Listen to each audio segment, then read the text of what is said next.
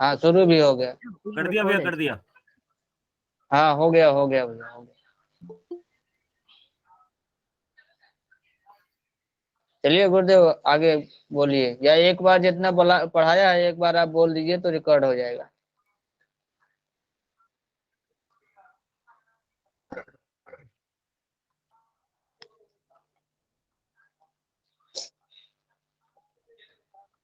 गुरुदेव ये जो आपने बताया उसे थोड़ा बताइए।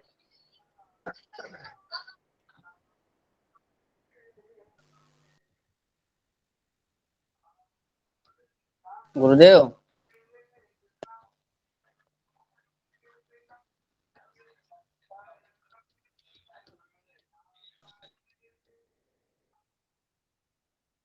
बोलिए रमन जी।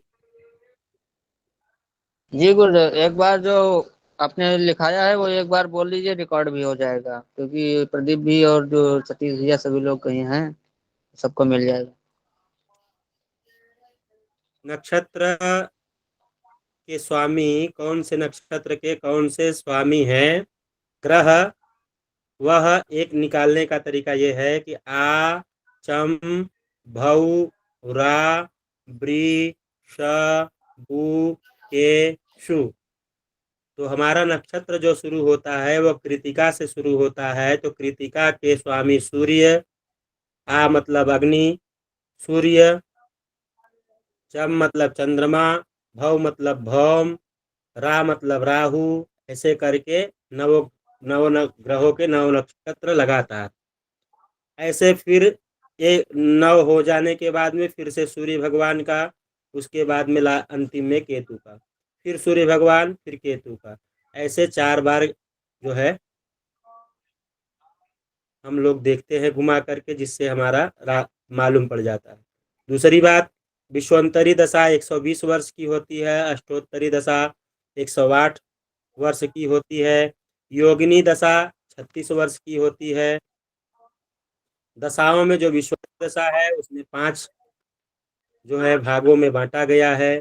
पहली महादशा, दूसरी अंतरदशा, तीसरी प्रत्यंतर दशा, चौथी सूक्ष्म दशा, पांचवी प्राण दशा। पंचांग के अनुसार से अगर देखा जाए तो पहले अश्विनी से शुरू होता है, लेकिन सूर्य के जो नाम आते हैं वो अ से शुरू होता है, अ, ई, उ, ए। तो वहाँ कृतिका से हम शुरू करते हैं, या नक्षत्रों की गणना के हिसाब से कृतिका से शुरू होता है, तो वहाँ से ही शुरू किया जाता है। और दशा में किस ग्रह की कितने वर्ष की दशा होती है, तो सूर्य की 6 वर्ष की, चंद्रमा की 10 वर्ष की, मंगल और केतु की 7 वर्ष की, राहु की 18 वर्ष की, गुरु की 16 वर्ष की, शनि की 19 वर्ष की, शुक्र की 20 वर्ष की, बुध की 17 वर्ष की। अंतरदशा कैसे निकालते हैं वह मैं आप लोगों को कल गणित के माध्यम से बता दूंगा। गणित के माध्यम से बताने के बाद में आप लोगों को जानकारी बढ़िया से हो जाएगी और आपके अंदर में पूरा बैठ जाएगा। ये बताने के बाद हम आप लोगों को इष्टकाल, भयात, भभोग ये बता देंगे, जिससे आप लोग इष्टकाल, भयात, भभोग और आगे का ग्रह स्पष्ट, चंद्र स्पष्ट और इत्यादि सब आगे की गणित बताते चले जाएंगे। चरण कैसे निकाला जाता है वह भी बता देंगे। राशि, चंद्रमा की जो गति वगैरह निकाली जाती है उसमें थोड़ी सी लोगों को परेशानी होती है, क्योंकि नियम अलग है, इसके कारण से। अब हम लोग पहुँचते हैं कहाँ पे, हमने आप लोगों को बताया था कि कभी भी किसी की कुंडली हाथ में लीजिए तो उसको विधिवत पहले आप देखिए, और देश काल परिस्थिति के अनुसार ही, देश काल परिस्थिति के अनुसार ही आप लोग फलित किसी भी कुंडली का फलादेश करने का कार्य करिए। भाव, भावेश और कारस कारक हमने आप लोगों को पहले बताया कि किसी भी कुंडली का आप विश्लेषण करिए तो भाव, भावेश और कारक जरूर देखें। जिस भाव का विचार कर रहे हैं, मान लीजिए सप्तम भाव का विचार कर रहे हैं, तो भाव का भावेश, भाव का जो मालिक है वो कहाँ बैठा हुआ है, उच्च का है कि नीच का बैठा हुआ है, अस्त है या सही है, क्षीण है या किस तरह का है, उसका भावेश की स्थिति देख ले। उसके बाद में कारक, सप्ताह के कारक कौन है और कहाँ बैठे हुए हैं और किस परिस्थिति में क्या कर रहे हैं वह देख लीजिए। या लग्न के बारे में विचार कर रहे हैं तो लग्न का देख लेना चाहिए। गुरुजी हम्म, इसमें जैसे कि हम देखते हैं, जैसे कि भाव तो हो गया सप्तम, जैसे कि पत्नी का जो भाव है, हाँ और भावेश गुरुजी इसमें जो ये राशि होगी, या हाँ, जैसे कि राशि की जो जो स्वामी है राशि, वो होगी। जो सप्तम भाव में जो राशि बैठी होगी वही भावेश कही जाएगी। जी गुरुजी। हम्म, और जी भावेश, गुरुदेव, उस उस भाव में जो राशि होगी उस राशि का स्वामी उस भाव का भावेश होगा। हाँ, कहाँ बैठा हुआ है, उस राशि का मालिक कहाँ बैठा हुआ है, मान लीजिए राशि का स्वामी वहां पे है या नहीं है। ठीक है। अब मान लीजिए सप्तम भाव में वृश्चिक राशि बैठी हुई है, सप्तम भाव में वृश्चिक राशि 8 अंक लिखा हुआ है, तो उसका भावेश कौन हुआ, भाव का मालिक कौन हुआ, वृश्चिक का मालिक स्वामी कौन है, मंगल। मंगल। मंगल। तो हम मंगल, मंगल को देखेंगे कि मंगल कहाँ बैठे हुए हैं, मंगल किस स्थिति में है, उच्च के हैं कि नीच के हैं, अस्त हैं या उदित हैं, हाँ, क्षीण हैं या बली हैं, दिग्बली हैं या दिग्बली नहीं हैं, कारक भाव में बैठे हैं या कारक भाव में नहीं बैठे हुए हैं, वह बलवान है कि नहीं है, वह हम देख लेंगे। ठीक है। जी उसके बाद गुरुजी। में उस सप्तम भाव का कारक कौन है, सप्तम भाव के कारक कौन है, शुक्र। हाँ, शुक्र शुक्रदेव। सप्तम भाव के कारक शनि देव हैं। सप्तम भाव के गुरुदेव। दिग्बली में देखेंगे, दिशा बली में देखेंगे, दिग बली में देखेंगे तो सप्तम भाव के वो हुए। और वैसे जी कारक गुरुजी, गुरु और दीपावली में शुक्र गुरुजी। गुरु और शुक्र दोनों हैं। तो गुरुजी उसमें ये दिशावली भी देखी जाती है। हर चीज का देखा जाएगा, दिग्बली देखा जाएगा और कारक बल देखा जाएगा, और किस तरह के, हमने इसीलिए सभी बल आप लोगों को पहले ही लिखा दिया। ये गुरुजी जैसे कि ये तो चार भावों में ही है ना, कि जैसे कि लग्न में शुक्र, गुरु और बुध पूर्व पूर्व, चंद्र वो तो में दिग्बली चतुर्थ में। दिखा, इसीलिए इसीलिए हमने आप लोगों को पहले लिखा दिया कि आप लोग उसको ध्यान दे करके बोलिए, जो भी आपको पूछा जाए वो आप लोग बताइए। 4 दिन बीच में समझिए तो आप लोगों को हमने एक दिन प्रैक्टिस भी करवाया, अवकाश भी 3 दिन का था। अगर आप एक एक बार भी पढ़े होते तो आधा घंटा भी नहीं लगता आप लोगों को पढ़ने के। अब यहाँ पे किसी की कुंडली लीजिए तो हमने आपको क्या बताया, भाव, भावेश और कारक, यह तीनों की स्थिति देख लेना। भावों में शुभ ग्रह की राशि हो अथवा भाव में शुभ ग्रह हो, ये लिख लीजिए आप लोग। पहला लिखिए देखने की स्थिति, हमने उस दिन 5 तरह के आप लोगों को लिखवाया था। उस दिन हमने 5 तरह के सूत्र आप लोगों को लिखवाया था कि देखने का तरीका। और अभी और आप लोग लिख लीजिए। लिखिए पहला, भावों के स्वामी भावों में शुभ ग्रह की राशि हो। पहले तो देखिए कि उस भाव में किस ग्रह की राशि है, अगर शुभ ग्रह की राशि है तो बहुत अच्छा है, शुभ गुरुजी ये ग्रहों तो की राशि हो गुरुजी अथवा भाव में शुभ ग्रह हो। भावों में गुरुजी, इसके बाद में क्या बोला। भावों में शुभ ग्रह की राशि हो, भावों में शुभ ग्रह की राशि हो अथवा भाव में शुभ ग्रह हो।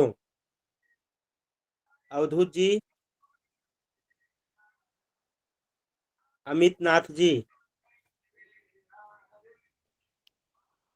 लिख रहा हूँ। अच्छा ठीक है। जी जो गुरुजी। न जो न समझ में आए उसको आप पूछ लीजिएगा। भावों भावों में में शुभ शुभ ग्रह ग्रह, की राशि हो तथा अथवा भावों में शुभ भाव में ग्रह शुभ हो। ग्रह हो। हम्म। जी गुरु जी, इसके बाद दूसरी गुरु जी। स्थिति लिख लीजिए, भावेश भाव में स्थित हो। दूसरा लिख लीजिए, भावेश भाव में स्थित हो।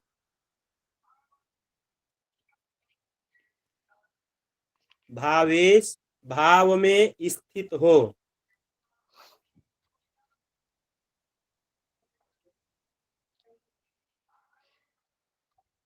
भावेश भाव में स्थित हो। तीसरा लिख लीजिए, भावेश भाव को देख रहा हो। भावेश भाव को देख रहा हो।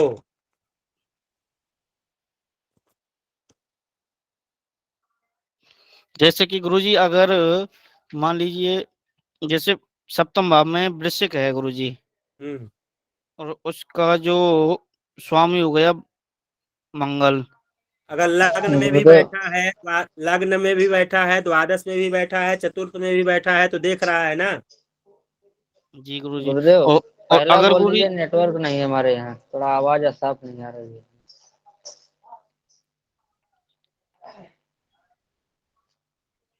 चौथा लिख लीजिए, भाव में उच्च राशि ग्रह स्थित हो। भाव में उच्च राशि ग्रह स्थित हो।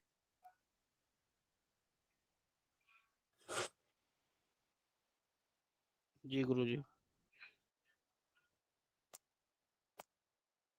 पांचवा लिख लीजिए, भाव शुभ कर्तरी में हो।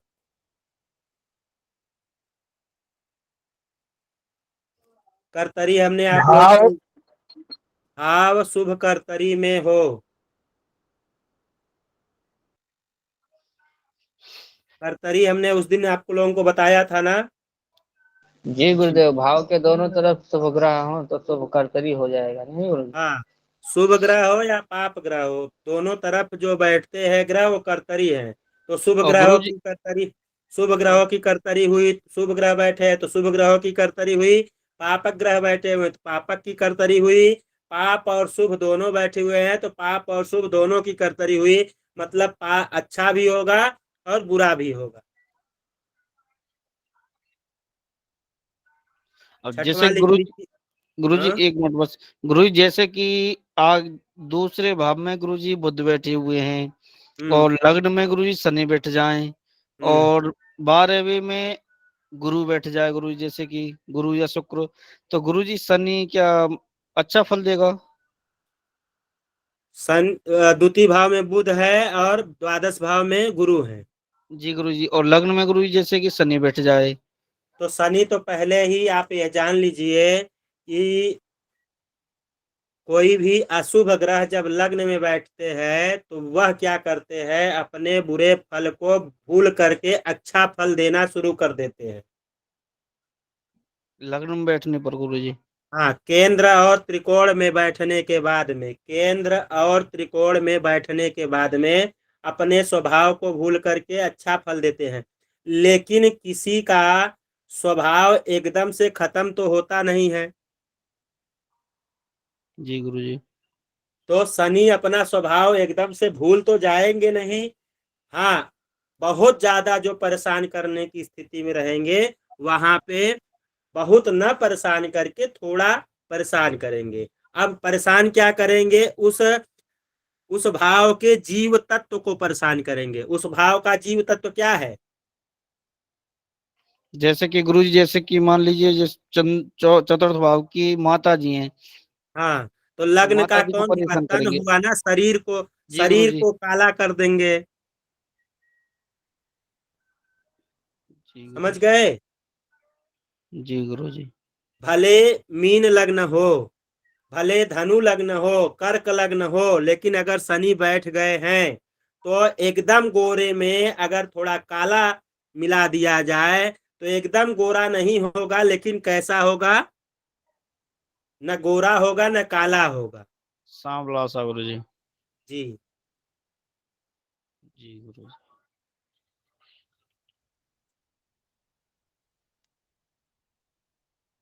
जी गुरु जी। छठवा। भाव को मजबूत करने के लिए लिख लीजिए, भाव को मजबूत कैसे किया जाए। किसी भी भाव को, कोई भी भाव अगर कमजोर है तो उस भाव को मजबूत कैसे किया जाए।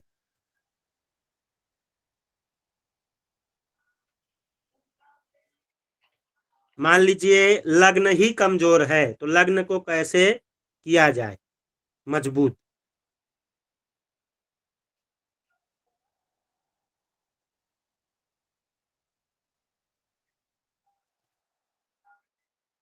भाव में शुभ ग्रह बैठे हों, शुभ ग्रहों की दृष्टि हो,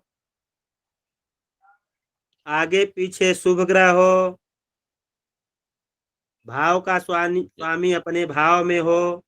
गुरुजी एक बार दोबारा बोलने की कृपा करें। भाव में शुभ ग्रह बैठे हों, भाव में शुभ ग्रह बैठे हों,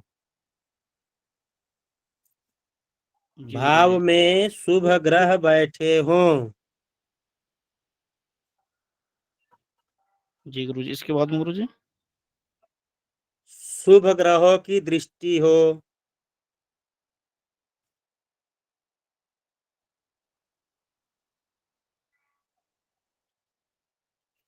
शुभ कर्तरी हो,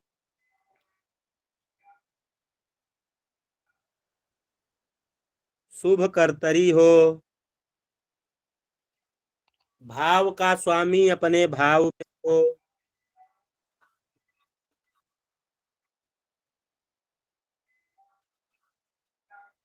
शुभ कर्तरी हो, भाव का स्वामी अपने भाव में हो या दृष्टि हो तो मजबूत होता है, तो मजबूत होता है। शुभ ग्रहों अभी इसमें जैसे हमने लिखवाया आप लोगों को, भाव में शुभ ग्रह बैठे हो तो वहां पे शुभ होगा, लेकिन अगर पापक ग्रह बैठे हुए तो अशुभ होगा।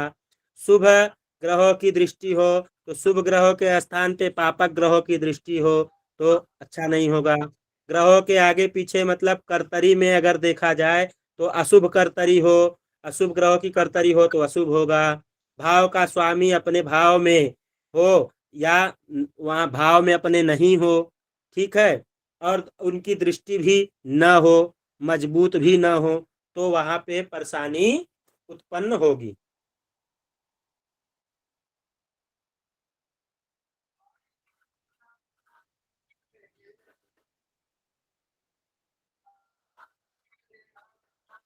अब भावेश के लिए देखिए, भाव के बारे में हमने आपको बताया कि कैसे मजबूती देखी जाती है, मजबूती कैसे देखी जाती है। अब यहाँ पे आप लोग देखिए कि भावेश कैसे बलवान हो या पीड़ित कैसे होता है, बलवान हो या पीड़ित हो। भावेश, भाव के स्वामी को भावेश कहते हैं, भाव के स्वामी को भावेश कहते हैं। पहला लिख लीजिए, भावेश केंद्र और त्रिकोण में स्थित हो तो बलवान होता है। भावेश केंद्र और त्रिकोण में स्थित हो तो बलवान होता है। केंद्र कौन कौन से हैं? 1, 4, 7, 10। त्रिकोण कौन से हैं? 1, 5, 9। इन स्थानों पे गुरुजी, गुरुजी भावेश केंद्र और त्रिकोण में स्थित हो तो बलवान होता है।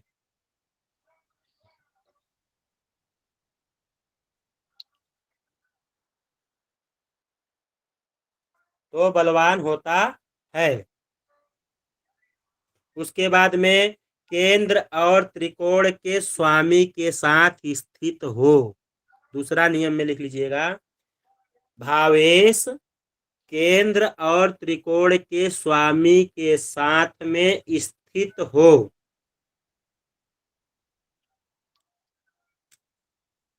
केंद्र और त्रिकोण के स्वामी के साथ स्थित हो।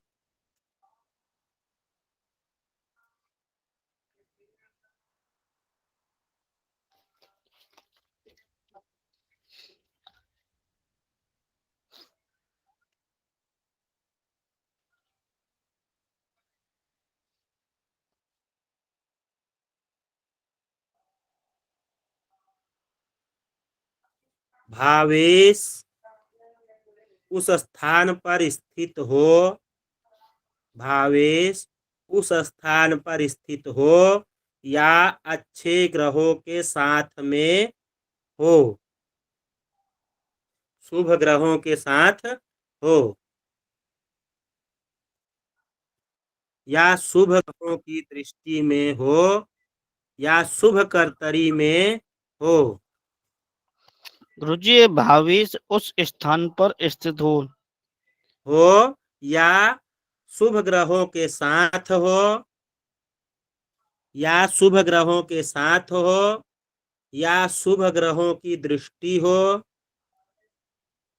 या शुभ ग्रहों की दृष्टि हो, या शुभ कर्तरी में हो, या शुभ कर्तरी में हो।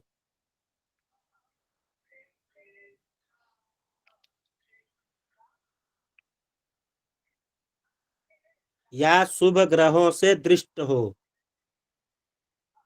या शुभ ग्रहों से दृष्ट हो। तो गुरु जी जैसे कि भावेश उस स्थान पर स्थित हो, तो गुरु जी कौन से स्थान पर?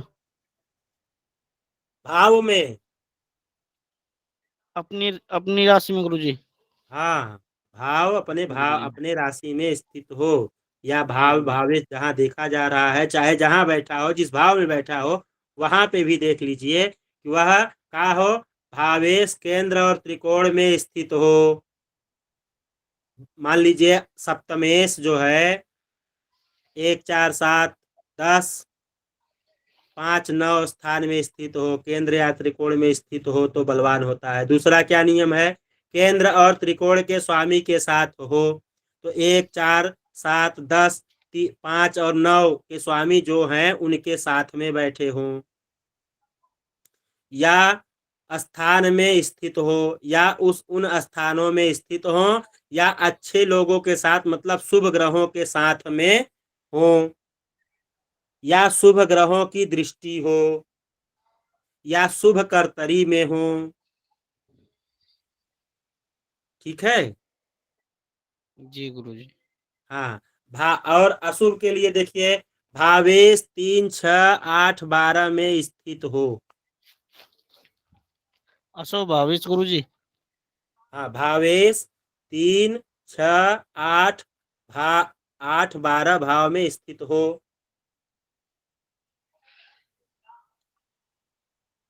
भावेश 3 6 8 12 भाव में स्थित हो। ये बलवान के नहीं, ये निर्बल के हैं। ठीक है, बलवान का पहले आप लोगों को लिखाया, ये निर्बल के लिए है।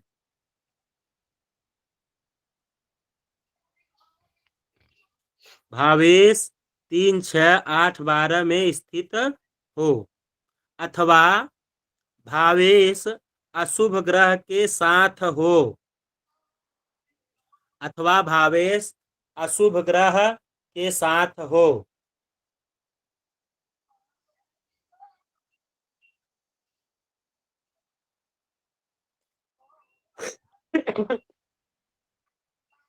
या अशुभ ग्रह से दृष्ट हो,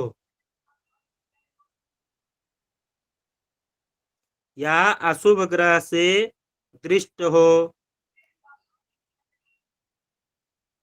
या 8 12 के स्वामी के साथ हो।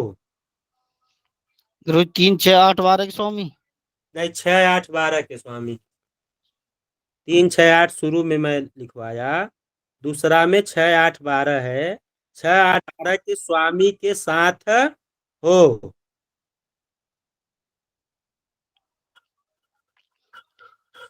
6 8 12 के स्वामी के साथ हो। भावेश अशुभ ग्रह से दृष्ट हो, भावेश जो है वो अशुभ ग्रह उसको देख रहे हों। अगर ऐसी स्थिति होती है तो ग्रह अपने फल में कमी कर देते हैं, फल को नहीं दे पाते हैं या फल में कमी कर देते हैं। जितना फल देना चाहिए उतना फल नहीं दे पाते हैं।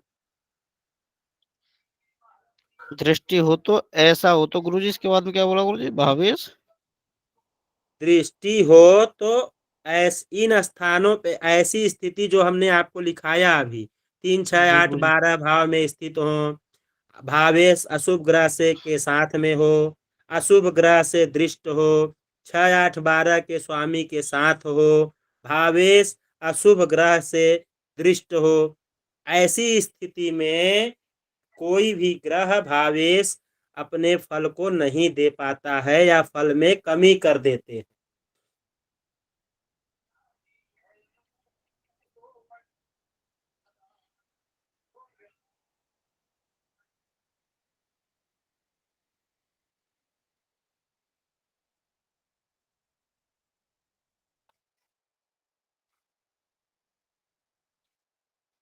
अब ये देखिए कि भाव बलवान कैसे होगा।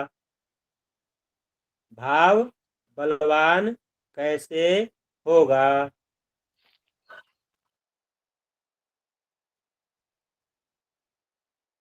एक कुंडली भी बनाइए कोई भी लग्न की, मान लीजिए मेष लग्न की ही कुंडली आप लोग बना लीजिए। मेष लग्न की कुंडली बना लीजिए।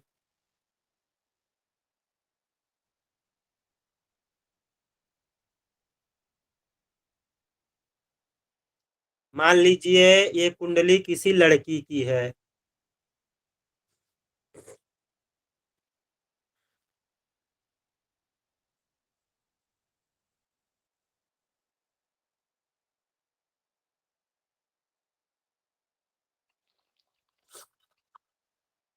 चतुर्थ भाव में बुध सूर्य राहु बैठा दिए। चतुर्थ भाव में बुध सूर्य राहु। पंचम में शुक्र और चंद्र।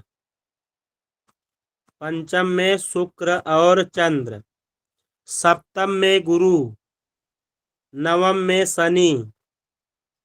दसम स्थान में मंगल के साथ केतु।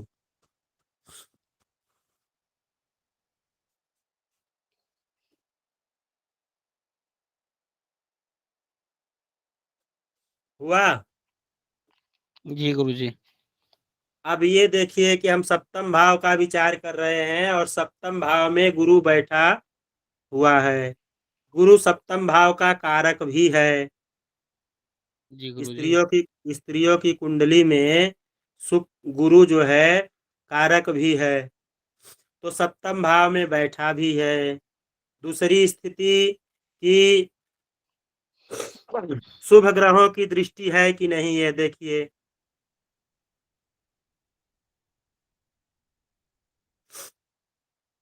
किसी शुभ ग्रह की दृष्टि पड़ रही है? किसकी किसकी दृष्टि पड़ रही है उस पर देखिए। सप्तम के ऊपर तो नहीं पड़ रही है किसी की। हाँ, सप्तम के ऊपर किसी की दृष्टि नहीं है, गुरु के ऊपर किसी की दृष्टि नहीं है। सप्तम के ऊपर 1, 2, 3, 4, 5, 6, 7, 8, 9, 10। 10 ठीक। जी गुरुजी किसी की नहीं है गुरुजी। जी, किसी की नहीं है। अभी सप्तम के ऊपर सप्तम क्या हो गया? न तो पापक ग्रहों की दृष्टि है न तो शुभ ग्रहों की दृष्टि है। ठीक है। जी गुरुजी। न पापक ग्रह की दृष्टि है न शुभ ग्रह की दृष्टि है। उसके बाद में हम क्या देखेंगे? उसके बाद में हम देखेंगे आवेश केंद्र त्रिकोण में स्थित है या नहीं। भावेश नमः कहाँ है? गुरुभ्यो नमो नमः सर्वेभ्यो। भावेश कौन है? सप्तम का स्वामी कौन है? शुक्र। शुक्र कहाँ है? त्रिकोण में। गुरुदेव त्रिकोण में हाँ, क्षमा गुरुजी। चाहेंगे, दूसरी कक्षा का समय हो गया है, मैं उस लिंक को खोलता हूँ। हाँ, आप उसको खोलिए, तब से समझा वो मैं गुरुदेव ही उधर। आ गए हैं। गुरुदेव प्रणाम। हम्म। आप कक्षा को समापन करके रिकॉर्डिंग बंद करवाइए, फिर उधर आइए। अब देखिए सप्तम भाव का कारक, सप्तम भाव का स्वामी कहाँ है? पंचम सप्तम में। भाव का पंचम में त्रिकोण में। पंचम त्रिकोण में। में बैठा हुआ है। और किसके साथ है? शुभ ग्रह के साथ चंद्रमा की अभी स्थिति यहाँ देखी नहीं गई है। चंद्रमा कृष्ण पक्ष के हैं कि शुक्ल पक्ष के हैं कि कमजोर है, कैसे है, वह स्थिति नहीं देखी जा रही है। पहले देखा जा रहा है चंद्रमा कैसे हैं। ठीक है, चंद्रमा अभी शुभ ही मान करके हम लोग देख रहे हैं। तो चंद्रमा अभी सूर्य शुभ स्थिति में दिख रहा है, तो चंद्रमा शुभ ग्रह है। तो शुक्र शुभ के साथ में बैठा हुआ है, केंद्र त्रिकोण में बैठा हुआ है तो बलवान है। दूसरा क्या, केंद्र त्रिकोण के स्वामी के साथ हो। केंद्र और त्रिकोण का स्वामी कौन है? सूर्य है। सूर्य पीछे वाली राशि में बैठे हुए हैं, तो यहाँ पे सूर्य साथ में नहीं है, केंद्र त्रिकोण के स्वामी नहीं है। ठीक है। दूसरी बात, अब ये क्या देखना है, वह स्थान किस वह स्थान स्थित हो अच्छे लोगों के साथ। अब अच्छे लोग क्या चंद्रमा के साथ में स्थित है तो लोग तो अच्छे हुए ही, या शुभ ग्रहों की दृष्टि हो। शुभ ग्रहों की दृष्टि यहाँ शुक्र के ऊपर में पड़ रही है। शुक्र के ऊपर किसकी दृष्टि पड़ रही है? मंगल की दृष्टि पड़ मंगल रही है की ना। गुरुजी। जी गुरुजी। तो मंगल शुभ ग्रह तो है नहीं। क्रूर ग्रह गुरुजी। मंगल शुभ ग्रह तो है नहीं, लेकिन मंगल जहां बैठे हुए हैं वहां बलवान स्थिति में हैं। मंगल उच्च के बैठे हुए हैं ना। जी गुरुदेव। धर्म स्थान पे।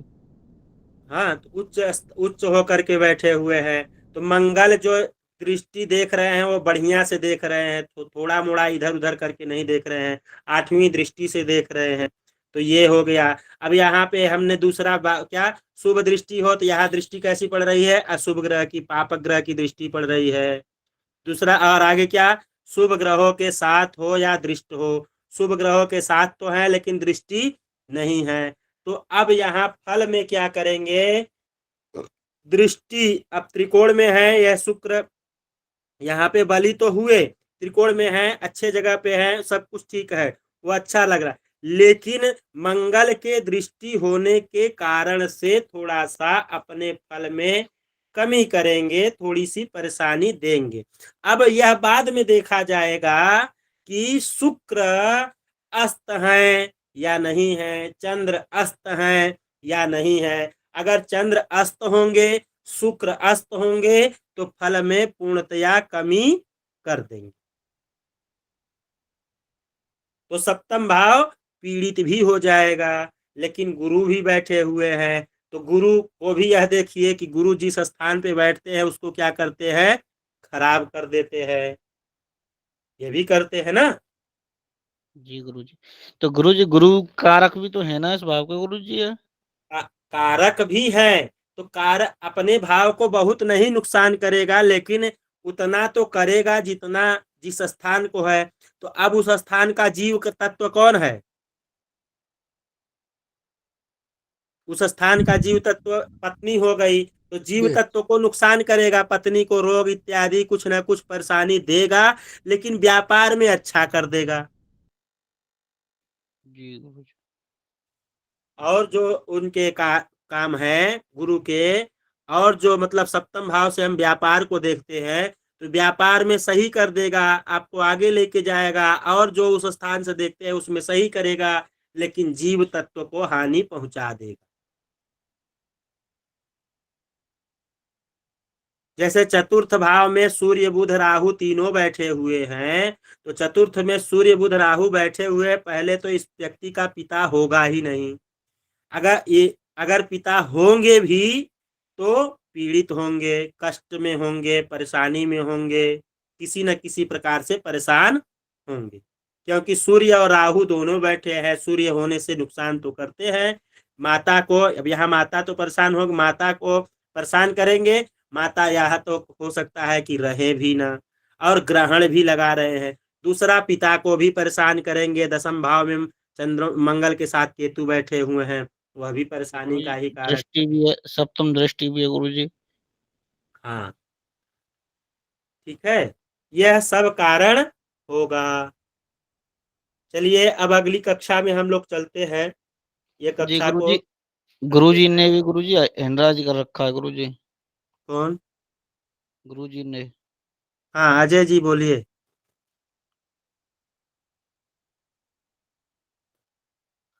अजय जी बोलिए। जी प्रणाम। खुश रहिए। आज वो मंत्र संहिता का अभी से रहेगा।